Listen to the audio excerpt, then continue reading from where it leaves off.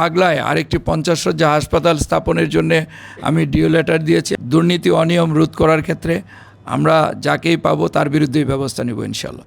অনিয়মগুলো আমরা দূর করার জন্য খুব শীঘ্রই আমরা কাজ শুরু করব। আমরা বসে সমস্যাগুলি নিরূপণ করে কিছু সমস্যা আমরা জানি যেগুলো বাইরের যারা ক্লিনিক আছেন, ক্লিনিক মালিক আছেন, তাদের সাথেও আমরা বসবো, যাতে হাসপাতালে মানুষ যাতে স্বাস্থ্যসেবা পরিপূর্ণভাবে স্বাস্থ্যসেবা পায়, আমরা সেই চেষ্টাটি করব। আর যাতে যে কোনো অনিয়ম, সেটা স্বাস্থ্য কমপ্লেক্সের হোক বাইরের হোক, সেই অনিয়মগুলো আমরা দূর করার জন্যে খুব শীঘ্রই আমরা কাজ শুরু করব। এবং সেই সামনে যা পড়বে, যিনি যেই হোক, দুর্নীতি অনিয়ম রোধ করার ক্ষেত্রে আমরা যাকেই পাবো তার বিরুদ্ধেই ব্যবস্থা নেব ইনশাল্লাহ। আসলে দীর্ঘদিন যাবৎ একজন যদি ভালো কাজ করেন, উনি যদি সেই কাজটা যদি দীর্ঘায়িত হয় তাতে কোনো সমস্যা নেই।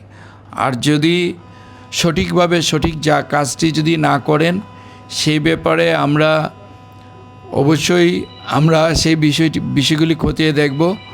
আমাদের যে জায়গায় সমস্যাগুলো আছে, যে জায়গায় আমাদের জনগণ ফলের নির্যাস ও দুধের সমন্বয়ে পোলার টর্নেডো গ্রিন অ্যাপল আইসক্রিম। মন ভালো থাক। সেবা পেতে যাতে সহজেই সব সেবা পেতে পারেন, কোনো দুর্ভোগ পোহাতে না হয়, যাতে তাদের কোনো ঘুষ দিতে না হয়, সেই ব্যাপারে আমরা খুবই সচেষ্ট আছি। ইনশাল্লাহ আমরা এই কাজগুলো খুব আন্তরিকতার সহিত করব। ইতিমধ্যে বিভিন্ন দপ্তরের মন্ত্রী মহোদয়দের সাথে দেখা করেছি, কথা বলেছি, এবং আমাদের মাননীয় প্রধানমন্ত্রী উনিও আশ্বস্ত করেছেন একটি সুন্দর আধুনিক এবং মানবিক গফরগাঁও বিনির্মাণে এবং পাগলা বিনির্মাণে উনি সর্বোচ্চ সহযোগিতা করবেন। 50 শয্যা থেকে 100 শয্যায় উন্নীত করার জন্য ডিও লেটার দিয়েছি। পাগলায় আরেকটি 50 শয্যা হাসপাতাল স্থাপনের জন্য আমি ডিও লেটার দিয়েছি এবং স্বাস্থ্যমন্ত্রী মহোদয় আমাকে আশ্বস্ত করেছেন উনি গফরগাঁও আসবেন, পাগলায় আসবেন।